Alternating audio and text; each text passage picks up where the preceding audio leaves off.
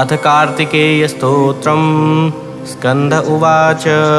योगीश्वरो महासेन कार्तिकेयोऽग्निनन्दनः स्कन्दकुमारसेनानी स्वामी शङ्करसम्भव गाङ्गेयस्ताम्रचूडश्च ब्रह्मचारी शिखिध्वजः तारकारी रुमापुत्र क्रौञ्चारिश्च षडाननः शब्दब्रह्मसमुद्रश्च सिद्धसारस्वतो गुहा सनत्कुमारो भगवान् भोगमोक्षफलप्रदः शतजन्मागणाधीश पूर्वजो मुक्तिमार्गकृत् सर्वागमप्रणेता च वाञ्छितार्थप्रदर्शनः 28 नामानि मदीयानीति यः पठेत् प्रत्यूषं श्रद्धया युक्तो मूको वाचस्पतिर्भवेत् महामन्त्रमया नीतिं मम नामानुकीर्तनं महाप्रज्ञामवाप्नोति नात्र कार्या विचारणा।